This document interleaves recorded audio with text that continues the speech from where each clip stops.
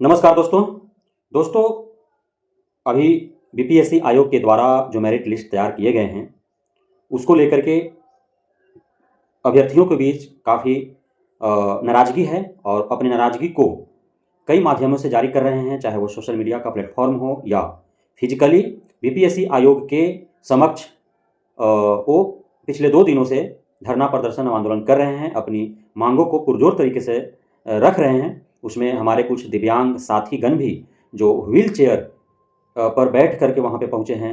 कुछ ऐसी हमारी बहनें हैं जो अपने गोद में बच्चे को लिए कई किलोमीटर से बिहार के न जाने किस कोने से वहाँ जा कर के और अपनी मांगों को रख रहे हैं।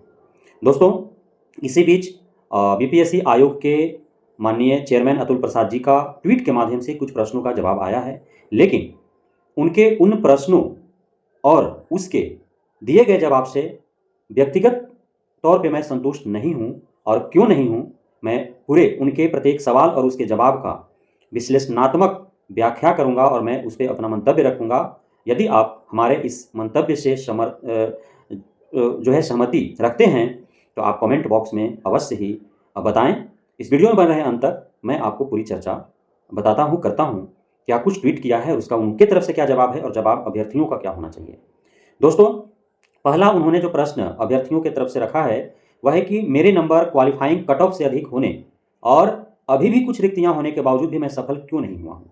इस प्रश्न के जवाब में उन्होंने कहा है कि 10,000 से अधिक को अयोग्य घोषित किया गया है दस्तावेज सत्यापन में और लगभग 4800 लोग जो हैं वो भाषा के पेपर में असफल हुए हैं। एक कारण उन्होंने बताया है। दोस्तों, ठीक है, मानते हैं कि 10,000 से अधिक अयोग्य घोषित किए गए हैं दस्तावेज सत्यापन में, लेकिन आपने दस्तावेज सत्यापन 9 to 12 का किया है, 1 to 5 का तो आपने किया नहीं। 1 to 5 का आप अपने स्तर से डिजिटली यदि किया भी हो तो कैसे पता चलेगा कि किस अभ्यर्थी का दस्तावेज फर्जी आपने पाया और उसे मेरिट लिस्ट से बाहर का रास्ता दिखाया। इसका आखिर अभ्यर्थी को पता होना चाहिए ना, ताकि वह हो सकता है कि वो अपने आप को सही साबित करने में सफलता हासिल कर ले। तो पीआरटी में भी क्या आपने पीआरटी में भी ऐसा किया है? क्योंकि फिजिकली आपने 9 to 12 का सिर्फ डॉक्यूमेंट वेरिफिकेशन किया है, फिजिकली आपने 1 to 5 का तो डॉक्यूमेंट वेरिफिकेशन किया नहीं है। और आप जितने भी आवेदन आपके पास गए हैं, जैसे भी डॉक्यूमेंट्स अपलोड कर दिए गए हैं, सब पर आपने रजिस्ट्रेशन नंबर और अपना वाटर मार्क लगा करके और आपने वैसे ही अपने वेबसाइट पर रखा है और जो मेरिट में आए हैं उन्हें उसी वाटर मार्क लगे डॉक्यूमेंट्स को डाउनलोड करके उसे प्रिंट आउट कर उसे दस्तावेज सत्यापन हेतु काउंसलिंग में भाग लेना है। आप चाहे 1 to 5 का जिस भी माध्यम से आपने डॉक्यूमेंट्स वेरिफिकेशन किया, 9 to 12 का फिजिकली भी आपने किया और आपने जो प्रेस कॉन्फ्रेंस में कहा था कि हमने और माध्यमों से डॉक्यूमेंट वेरिफिकेशन करने का प्रयास किया, जिसमें कुछ लोगों का डॉक्यूमेंट्स फर्जी पाया गया है और कुछ जो है वो सही हैं जिनका अनवेरीफाइड या पार्शियली वेरीफाइड किया गया था, जिसको लेकर के पुनः उनको मौका दिया गया है।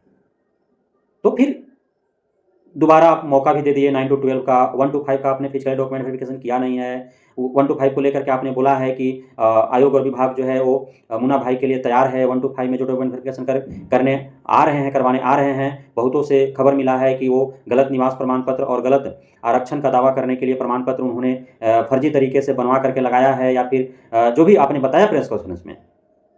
तो ये 10,000 छटे कहाँ और कैसे, कौन कौन छटे, अभ्यर्थियों को पता चलना चाहिए। आप वेबसाइट में जो उनका आवेदन है, आवेदन में उनको जो है वहाँ पे मेंशन होना चाहिए कि आपका जो है ये डॉक्यूमेंट्स जो है वो फर्जी पाया गया है, इसलिए आपका जो है कैंडिडेचर यानी अभ्यर्थन जो है वो रद्द किया जाता है। उनको पता होना चाहिए ना।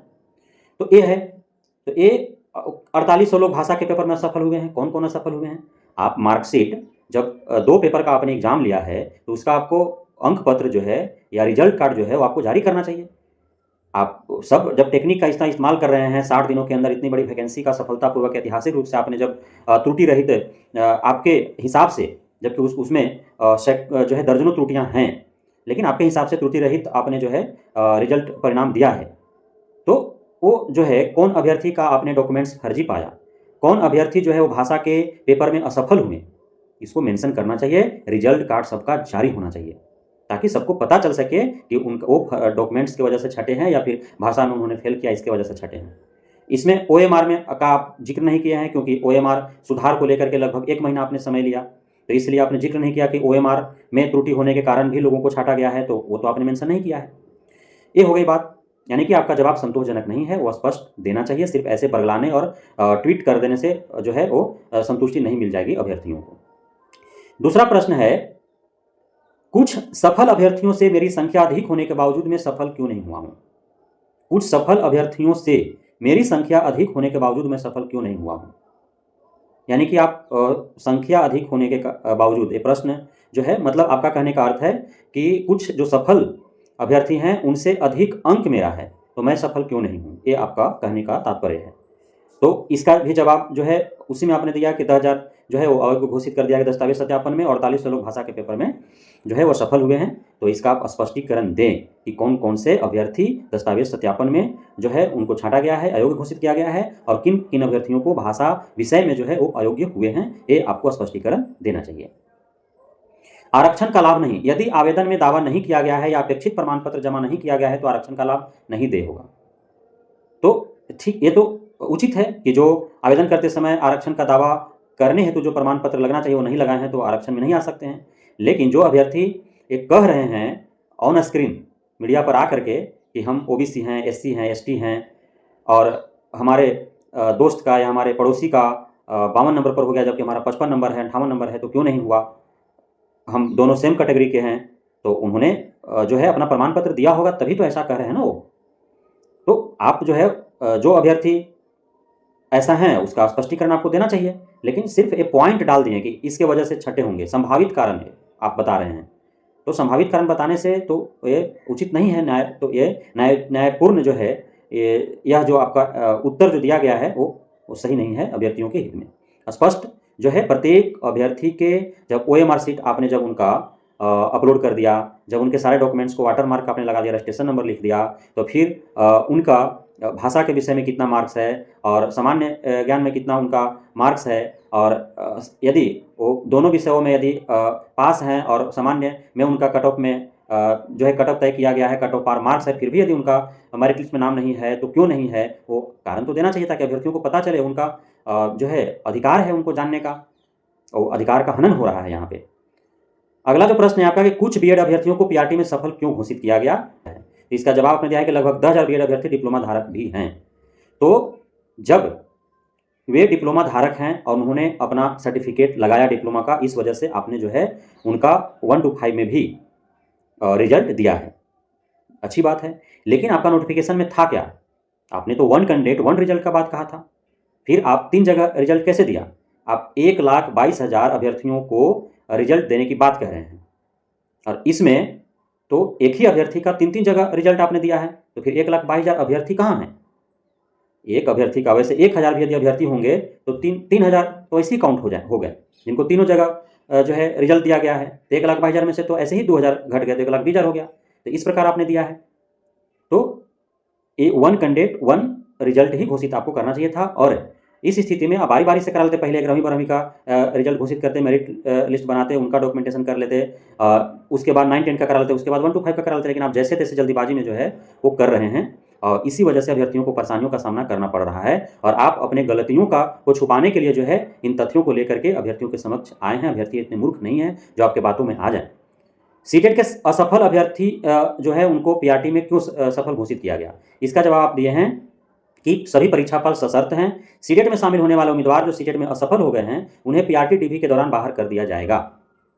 तो ठीक है, लेकिन यदि आप दूसरा सूची नहीं जारी करते हैं तो जो इस वजह से वो बाहर होंगे उसके जगह पर दूसरे अभ्यर्थियों को तो मौका नहीं मिलेगा, तो आप उनके भविष्य पर जो है वो खतरे में डाल रहे हैं। वैसे अभ्यर्थियों का जो अच्छे मार्क्स हैं पर जो सीटेट में फेल हैं और बीपीएससी में अच्छा मार्क्स है उनको आपने मेरिट में रखा है, और आप जान रहे हैं, यह जानते हुए आपने एक कदम उठाया है कि सीटेट का वो जो है वो फेल हैं, फिर भी आपने रिजल्ट दिया। वो कह भी रहे हैं कि वो बाहर हो जाएंगे, तो बाहर हो जाएंगे तो उनके जगह पर जो है अंदर लाने के लिए अभ्यर्थियों को मौका मिलना चाहिए ना। तो इसलिए आपका ये जिम्मेवारी बनता है, इसे आप सरकार पर न थोपें कि आप दूसरा सूची जारी करें। जब तक 1,32,000, 1,22,000 नहीं, 1,32,000 सीट न फुलफिल हो जाए तब तक आपको सूची जारी करते रहना चाहिए। ज़्यादा कहे ना इसके लिए पूरा नवंबर बीत जाए। आपने कहा कि मुझे मेरी पसंद का जिला क्यों नहीं मिला, मुझे मेरी पसंद का जिला क्यों नहीं मिला। तो इसमें आप जवाब दे रहे हैं कि जिला का आवंटन सभी को अपने ऐच्छिक जिला में देना नहीं संभव और नहीं आवश्यक। क्यों नहीं संभव है और क्यों आवश्यक नहीं है? आप औरंगाबाद जिला में, जो औरंगाबाद जिला या अन्य 2 जिला या कोई भी 2 जिला या 3 जिला जो सिलेक्ट किया है, उदाहरण स्वरूप आप समझिए, एक बेगूसराय का अभ्यर्थी जिसका नंबर कम होने के कारण उसको बेगूसराय में सीट नहीं मिला जबकि औरंगाबाद में मिला, और औरंगाबाद का अभ्यर्थी जिसका कम मार्क्स होने के कारण औरंगाबाद नहीं मिला और बेगूसराय मिल गया। अब बताइए, औरंगाबाद का कम मार्क्स वाला अभ्यर्थी बेगूसराय में जाकर के वो जो है नियुक्ति लेगा तो वहाँ उसके लिए सीट खाली हो गया, और बेगूसराय का अभ्यर्थी जो कम अंक वाला है औरंगाबाद आ गया। तो कैसे संभव नहीं था?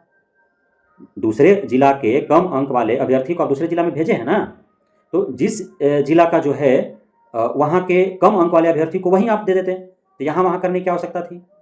महिलाओं को कितना परेशानी हो रहा है आपको समझ से बाहर है। दूसरा चीज़ कि आप 38,000 39,000 आप पेमेंट देंगे राज्यकर्मी के नाम पर, और आप जो है 300 400 किलोमीटर जो है वो दूर भेज दे रहे हैं आप अभ्यर्थियों को। संभव भी था और आवश्यक भी है। क्यों नहीं आवश्यक है, क्यों संभव नहीं है? औरंगाबाद जिला के कम अंक वाले अभ्यर्थी को दूसरे जिला में और दूसरे जिला के कम अंक वाले अभ्यर्थी को औरंगाबाद में भेज रहे हैं। इसी तरह से प्रत्येक जिला में हो रहा है।